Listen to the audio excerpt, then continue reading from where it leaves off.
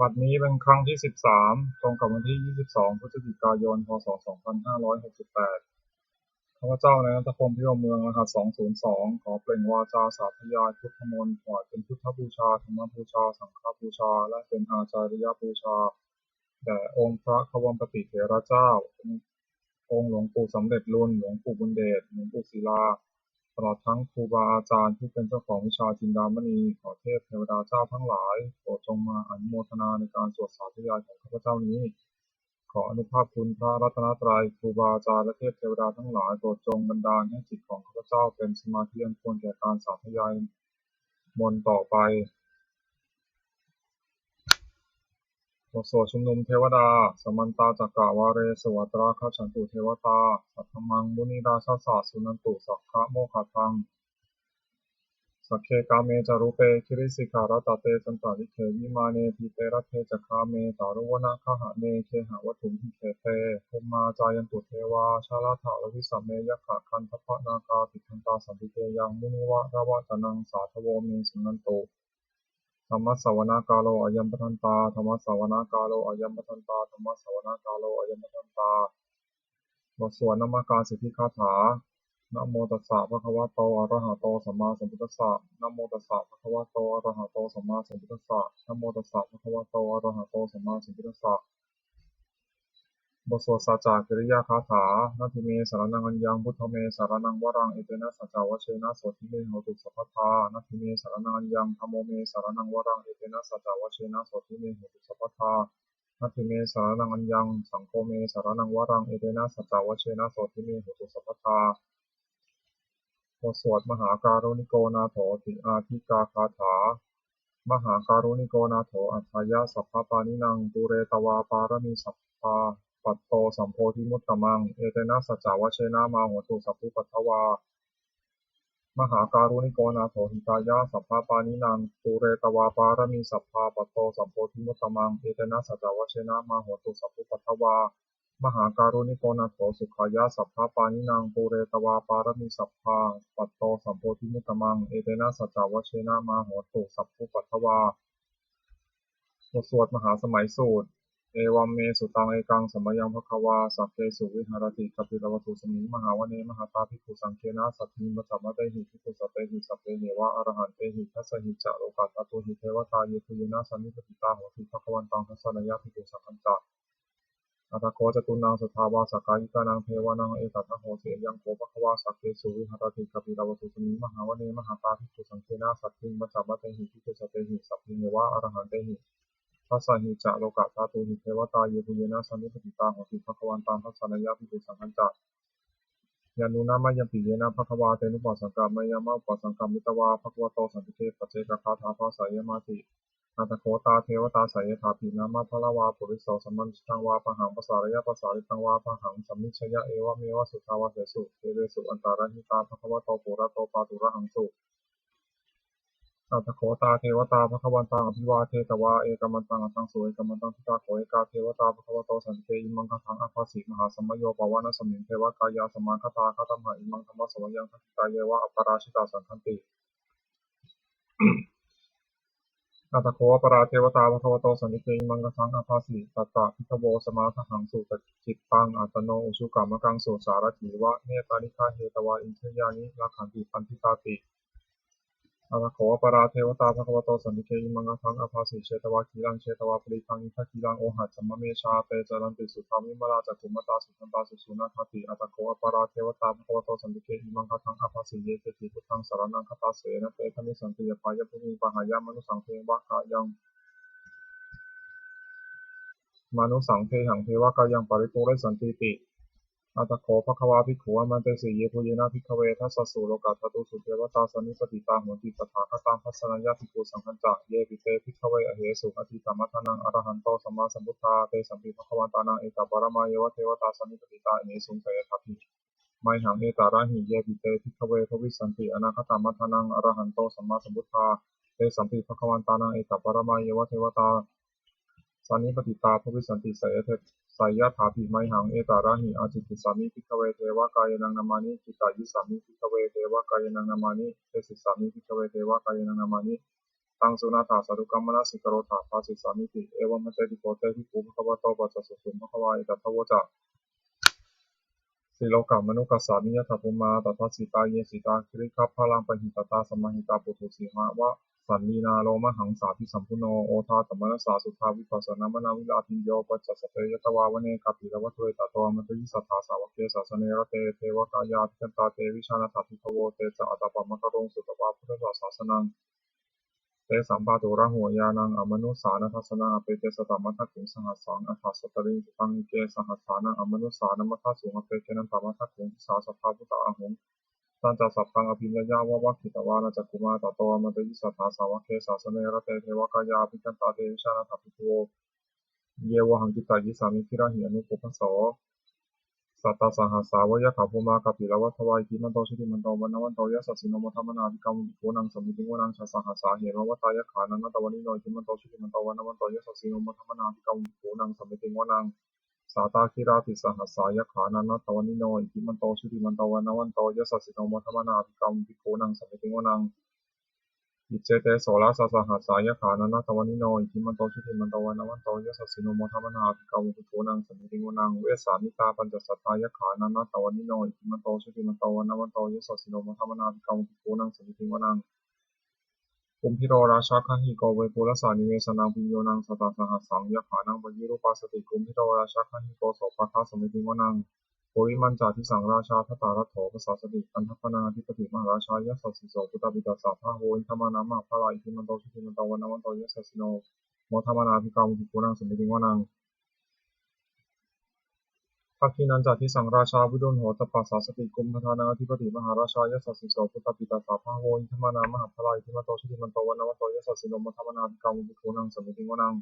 ปัจฉิมันจาทิสังราชาวิรูปักโขปสาสตินางคณังอธิปติมหาราชายะสัสสิโสพุทธปิตาสาภาโวอินทมานามะพลายหิมันโตชิติมันโตวันนวันโตยะสัสสิโนมัทมนาภิกรรมวิภูนังสมิติวนัง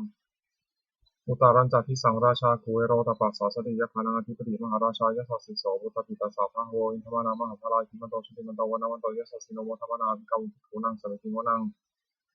ปุริมาทิสังคตารัตโถทักขิเนนาวิรุณหโกปัจฉินีนาวิรูปักโขคุเวโรตนังทิสังจตาโลเตมหาราชาสมันตาจตุโรทิสาทัตถลมนาอังสุวเนกาปิลวัตเวเตสังมายาวิโนทัสสาอคุวันจานิตาสถามายาสุเตนทุเวเตนทุวิภูจาวิภูโตสหจันทโนกามะเศโถจาคินุคันทุนิคันทุจาปนาโทปมัญโยจะเทวสุโตจะมาตริจิตตเสโนจะคันทโพนโรราชาชโนสโพอาคูปัญจสิโกเจวะติมพโรสุยาวัชสาเอเตจันเยจาราชโนคันทพาสหราชุพิโมทมนาภิกรรมภิกขุนังสมิติวนังอัฏฐาคูนังภาษานาคาเวสาลาสหัตตชกากัมพาลสัตตราภูปายาคาสหายาติยามุนาทัตตารัตถาจาคูนคายสัสสิโยเอราวนโนมหานาโคโสปคาสมิติวนังเยนาคาราเชสหสาหารันติพิพัทิชาปกิพิสุทจักโขเวหายสาเตวนามัชปตาจิตาสุปันนาอิติเตสานามังอภยันตถานาคาราชานามาสิสุปันนโตเขมมกาสิพุทโธสานาหิวจาหิวปาวหยันตานาคาสุปันนาสารนามังสุพุทธังชิตาวชิระหะเถนะสมุทังอสุรสิตาภาตาโรวาสาวเสเตอิทิมันโตยัสสสิโนกาลคัญชามหาภิสมาอสุราธนาเวคัสสาเวปัจจิติสุติติจะปหาราโทนมุจีสหสตันจัปปริปุตานังสัพเพเวโรจนามกาสันนิตวะพลินเสนังราหุปทัมวะขมุสมโยธานิทันเตภิกขุนังสมิติวนังอาโปจเทวาปฐวีจาเตชวายโยตถาคโมวารุณาวารุณเทวาสมโมจยิสสาสหเมตตากรุณากายิกาคุเทวายสสิโนทัสเสเตทัสสะทากายาสัพเพนะนตวนิโนทิมันโตชิติมันโตวันนวันโตยสสิโนมุทัมมนาตมภิกขุนังสมิติวนังเวนทูจเทวาสหลีจะอัสมาจะทุเวยมาจันทสุวนิสาเทวาจันทมากุกุรคิตาสุริยสุวนิสาเทวาสุริยมากุกุรคิตานะคาตานิกุรคิตาวะอภูมัทวะละหกาวสุนังวาสโวเสโตสโกปะคาปุรินทโททัสเสเตทัสสะทากายาสัพเพนะนตวนิโนทิมันโตชิติมันโตวันนวันโตยสสิโนมุทัมมนาภิกขุภิกขุนังสมิติวนังอัฏฐาคูสังฆภูเทวาชาลมัคคิสิกขาริวะอนิตกาจโรชาจะอุมาปุพพานิพาสิโนวรุณาสหัตถมาจะอจิตาจะอเนชกาสุรายานุชิราอคูวสาวเนสิโนทัสเสเตทัสสะทากายาสัพเพนะนตวนิโนทิมันโตชิติมันโตวันนวันโตยสสิโนมุทัมมนาภิกขุภิกขุนังสมิติวนังสมานามหาสมานามานุสามานุสุตมาคิภาปทุสิกาคูมโนปทุสิกาอาสาคูหารโยเทวาเยจารุหิตาวาสิโนปาราคามหาปาราคาคุเทวายสสิโนทัสเสเตทัสสะทากายาสัพเพนะนตวนิโนทิมันโตชิติมันโตวันนวันโตยสสิโนมุทัมมนาภิกขุภิกขุนังสมิติวนัง สุกาการุมหาอารุณาอาคูเวทนาสาสหาโอทาตะกยหาปาโมขาอาคูเทวาวิจักขณาสัทธามตังหารัคชามิสกาจายสัสสิโนทันยังอาคาปชุโนโยทิสาวิวัสติทัสเสเตทัสสะทากายาสัพเพนะตาวนิโนอิทิมันโตชุติมันโตวันนวันโตยสัสสิโนวันธรรมนาตามิคุนังสันติวนังเขมิยาตุสิตายามากัตกาจายสัสสิโนสัมพิตกาลามาเสขาโจตินามาจาอาสวานิมานารติโนอาคูวะคูปรานิมิตาทัสเสเตทัสสะทากายาสัพเพนะตาวนิโนอิทิมันโตชุติมันโตวันนวันโตยสัสสิโนวันธรรมนาตามิคุนังสันติวนัง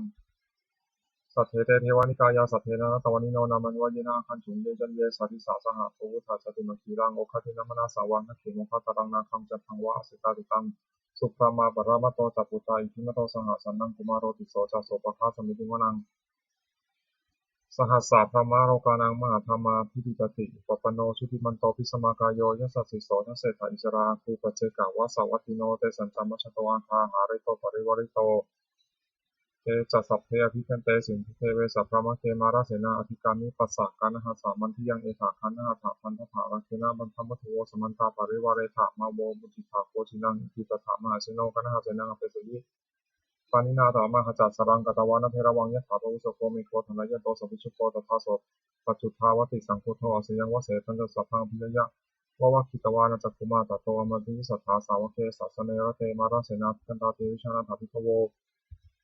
เตจาตาปัมมะกโรสุตวาพุทธศาสสนังวิตาราเคหิปกามงเนสังระวันติชโยสัพเพวิชิตาสังฆามาพยาติตายสัสสิโนโมทันติสังปุเตมิสาวกาเตชะเนสุตติ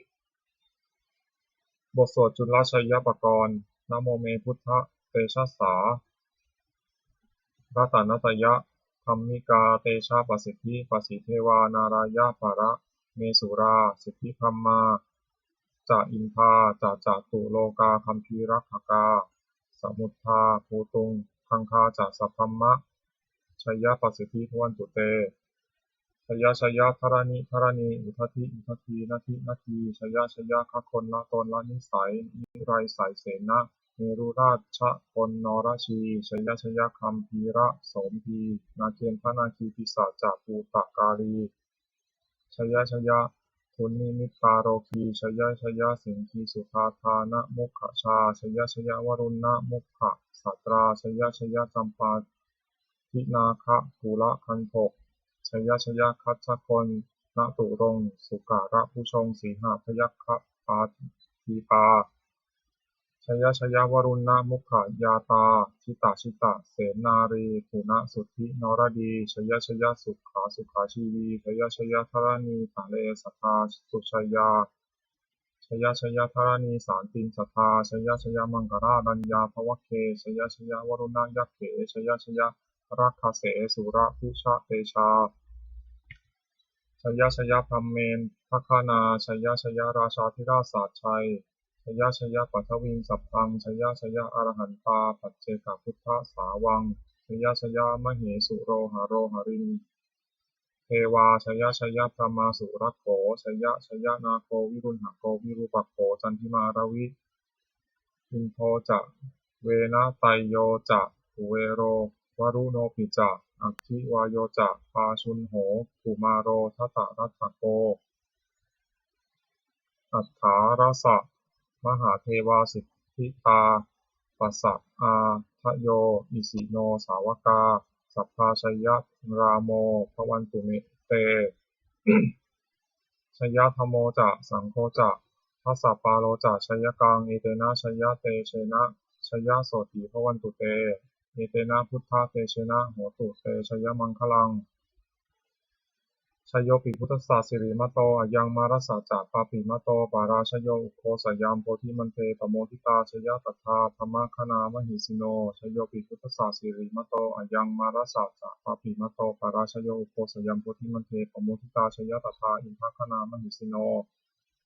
ชัยโยปิพุทธสสะสิริมโตอะยังมารสะจะปาปิมโตปาราชโยอุโคสยามโพธิมันเตปโมทิตาชยตถาเทวคณามหิสิโนชัยโยปิพุทธสสะสิริมโตอะยังมารสะจะปาปิมโตปาราชโยอุโคสยามโพธิมันเตปโมทิตาชยตถาสุปันนคณามหิสิโนชัยโยปิพุทธสสะสิริมโตอะยังมารสะจะปาปิมโตปาราชโยอุโคสยามโพธิมันเตปโมทิตาชยตถานาคคณามหิสิโนชัยโยปิพุทธสสะสิริมโตอะยังมารสะจะปาปิมโตปารา ชโยโคสยัมโพธิมันเทปโมทิตาชยตถาสัมสัพพมะคะนามเหสีโนชยันโตโพธิยามูเลสักยานังนิวัตนันทิวัฒโนเอวังตวังวิชโยโหหิชยสุชยมังคะเลอปาราชิตาปัลลังเกสีเสปัทวิโปคาเรอภิเสเกสัพพพุทธานังอัคคปัตโตปโมทติสุนัขขัตตังสุมังคลังสุปะคาตังสุหุทิตังสุขโนสุมุตุโตจะสุยิทังธรรมจาริสุปัทคินังกายกัมมังวาจากัมมังปัทคินังมโนกัมมังปณทีเตปัทคินานิกัตวานะทัพพันตัดเถปัทคิเนเตอัฏฐรัตถาสุขิตาวิรุณหาพุทธศาสเนอโรคาสุขิตาโหทะสหสัพเพหิยาติภิสุนันตุโกนโตเยเทวะอสมิงฐาเนอธิคตาทิคายุกาสตาโหตุสุขิตาโหตุสัพพทารักขันตุสัพพะสัตตานังรักขันตุชินะสาสนังยากาจิปัฏฐนาเตสังสัพเพปุเรนตุมโนระถายุตตากาเลปวัสสันตุวัสสังวัสสาวราหกาโรคาจุปัฏฐวาเตสังนิวาเรนตุจะสัพพทากายาสุขังทิตตสุขังอรหันตุยถาอรหังบทสวดธรรมนิยามสุตังเอวัมเมสุตังเอกังสัมยังภควาสาวัตถิยังวิหารติเชตาวเนอนากะอินทิกัสสะอาราเมตตะโกภควาภิกขุอมันเตสิภิกขวติพันเตปิเตภิกขุภควโตปัจจโสสงภควาเอตัทโวจะอุปาทาวาภิกขเวตถาคตานังอนุปาทาวาตถาคตานังทิตาวะสาธาตุธัมมัจจิตตาธัมมนิยามตาสัพเพสังขาราอนิจจาติตังตถาคโตอภิสัมพุชติอภิสัมเมติอภิสัมพุชิตาวะอภิสัมเมตาวะอาจิคติเทเสติปัญญาเปติปัฏฐาเปติวิวารติวิภัชติอุตตานิกาโรติสัพเพสังขาราอนิจจติอุปาทาวาภิกขเวตถาคตานังอนุปาทาวาตถาคตานังทิตาวะสาธาตุธัมมัจจิตตาธัมมนิยามตาสัพเพสังขาราทุกขาติตังตถาคโตอภิสัมพุชติอภิสัมเมติอภิสัมพุชิตาวะอภิสัมเมตาวะอาจิปติเทเสติปัญญาเปติปัฏฐาเปติวิวารติวิภัชติอุตานิกาโรติสัพเพสังขาราทุกขาติอุปาทาวาภิกขเวตถาคตานังอนุปาทาวาตถาคตานังทิตาวะสาธาตุธัมมัจจิตตาธัมมนิยามตาสัพเพธัมมาอนัตติตังตถาคโตอภิสัมพุชิตาวะอภิสัมพุชติอภิสัมเมติอภิสัมพุชิตาวะอภิสัมเมตาวะอาจิคติเทสติปัญญาเปติปัฏฐาเปติวิวารติวิภัชติอุตตานิกาโรติสัพเพธัมมาอนัตติอิทัมมโวจะภควาสัมมนาเตภิกขุภควโตภาสิตังอภินันทุนติบทสวดพัทเทกรตคาถาแปลอตีตังนานวาคะมายะนปฏิกังเขอนาคตังบุคคลไม่ควรตามคิดถึงสิ่งที่ล่วงไปแล้วด้วยอาลัยและไม่พะวงถึงสิ่งที่ยังไม่มาถึงยะถาตีตัมปะหีนันตังอัปปัตตัญจะอนาคตังสิ่งเป็นอดีตก็ละไปแล้วสิ่งเป็นอนาคตก็ยังไม่มาปัจจุบันนันจะโยธรรมังตถาอุปสติอสังหิรังอสังคุปังปังมุทามนุพโรหะเยผู้ใดเห็นธรรมมันเกิดขึ้นเฉพาะหน้าในที่นั้นๆอย่างแจ่มแจ้งไม่งอนแง่ไม่คลอนแคลนของคนพ่อควรอาการเช่นนั้นไว้อาเชวะกิจจามาตับปังโกชัญญามรณังสุเวความเพียร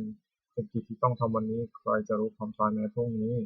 นาหิโนสังขารันเตนะมหาเสนีนามัจจุนาเพราะการถักเทียนต่อมัจจุราชซึ่งมีเสนามากย่อมไม่มีสำหรับเรา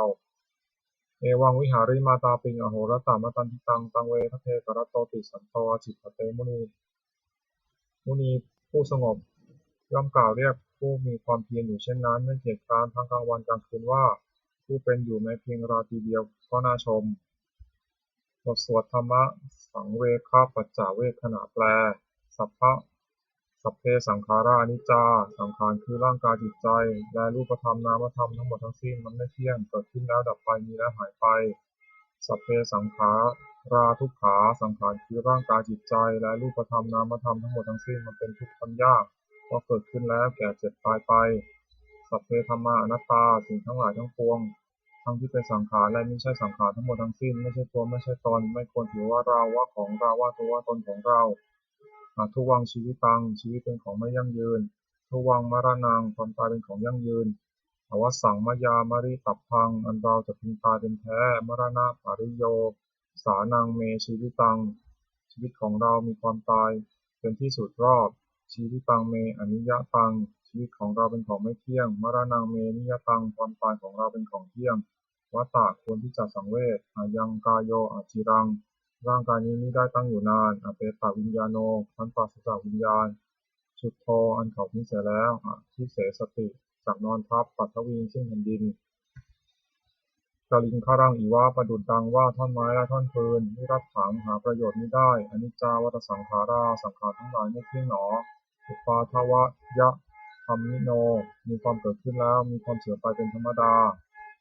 อุปัชชิตวานิรุชชันติคันเกิดขึ้นแล้วย่อมดับไปเตสังวูปะสมโมสุขโขความเข้าไปสงบระงับสังขารทั้งหลายเป็นสุขอย่างยิ่งสัพเพสัตตามรันติจะสัตว์ทั้งหลายทั้งปวงกำลังตายอยู่มริงสุ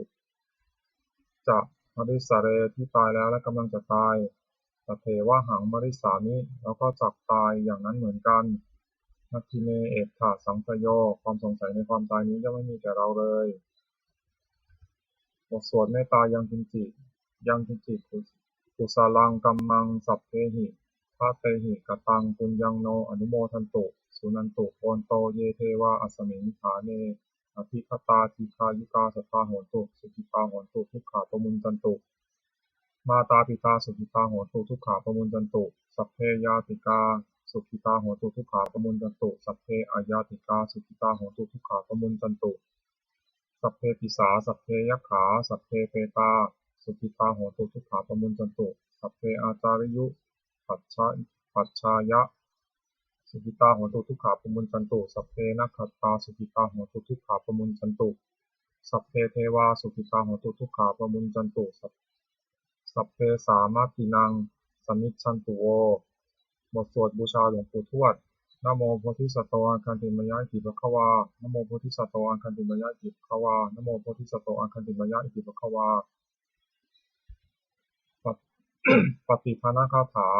ยาเทวตาสันติวิหารวาสินีถูเปทะเรโพธิทะเรตหิงตหิงตาธรรมะทาเนนะภวันตุปูชิตาโสถิงกรณเตทาวิหารามันทะเลเทราจมัชชานวกาจพิกขโวสารามิกาทานาปฏิปัสสกาคามาจเทสานิคมาจอิสราสัพพานภูตาสุขิตาภวันตุเตชลาภูชาเยวิจาทัสสัมภวาสังเกตชาตาอัทโวปปาติกานิยานิกังธรรมวรังปฏิจจเตสัพเพติทุกขสากโรตุสังขยังธาตุจิรังสตังธัมโมธรรมัทธราสัพพุคลาสังโฆโหตุสมะโควะอัฏฐายะจะหิตายะจะธัมเหระคตุสัทธโมสัพเพติธรรมจาริโนพุทธิงสัมปาปุณายามะสัมธัมเมอริยปะเวทิเตปสันนาโหตุสัพเพติปานิโนพุทธศาสเนสัมมาทารังปเวชันโตกาเลเทโวปวัสสตุวุฒิภาวายะสัตตานังสมิทธังเนตุมิทนิงมาตาปิตาจะอัตชังนิจจังรักขันติปุตตะกังเอวังธัมเมนะราชาโนปชังรักขันตุสัมปทาเทวตาอุโยชนะคาถาทุกขปตาจนิทุกขาพยาปตาจนิพยาโสกปตาจนิโสกาโหตุสัพเพตินานิโนเอตาวตาจามหิสัมปตังปุญญสัมปทังสัพเพเทวานุโมทันตุสัพพะสัมปติสิทธิยาทานังทันตุสัพพยาสีรังรักขันตุสัพพทาภาวนาเทระตาเหมือนตุข้าฉันตุเทวตาคตาสุมังคลคาถาโหตุสัพพังสุมังคลังรักขันตุสัพพเทวตาสัพพพุทธานุภาเวนะโสติหันตุนิรันตรังโหตุสัพพังสุมังคลังรักขันตุสัพพเทวตาสัพพธรรมานุภาเวนะโสติหันตุนิรันตรัง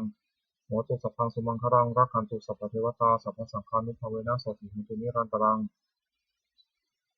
สัพเพพุทธาภรปัตตาปัจเจกานันตยังพลังอรหันตานันจเตชนะรักขังมัทธามิสวโสสัพเพพุทธาภรปัตตาปัจเจกานันตยังพลังอรหันตานันจเตชนะรักขังมัทธามิสวโสสัพเพพุทธาภรปัตตาปัจเจกานันตยังพลังอรหันตานันจเตชนะรักขังมัทธามิสวโสสัพเพพุทธาภรปัตตาปัจเจกานันตยังพลังอรหันตานันจเตชนะรักขังมัทธามิสวโสสัพเพพุทธาภรปัตตาปัจเจกานันตยังพลังอรหันตานันจเตชนะรักขังมัทธามิสัพพโสสัพเพพุทธาภรปัตตาปัจเจกานันตยังพลังอรหันตานันจเตชนะรักขังมัทธามิสัพพโสสัพเพพุทธาภรปัตตาปัจเจกานันตยังพลังอรหันตานันจเตชนะรักขังมัทธามิสัพพโส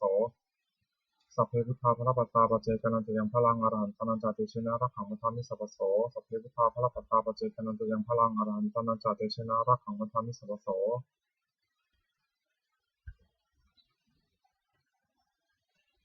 โดยอำนาจแห่งบุญกุศลที่ข้าพเจ้าได้สวดสาธยายพระพุทธมนต์นี้ข้าพเจ้าขอน้อมเกล้าอุทิศถวายเป็นพระราชกุศลแด่สมเด็จพระนางเจ้าสิริกิติ์พระบรมราชินีนาถพระบรมราชชนนีพันปีหลวง ผู้เสด็จสู่สวรรคาลัยขออานิสงส์แห่งบุญกุศลนี้จงเป็นสัพพสิริมงคลแก่พระเจ้าให้แคล้วคลาดปลอดจากทุกโศกโรคภัยอันตรายทั้งปวงที่มีแหล่งรายได้อันสุจริตมั่นคง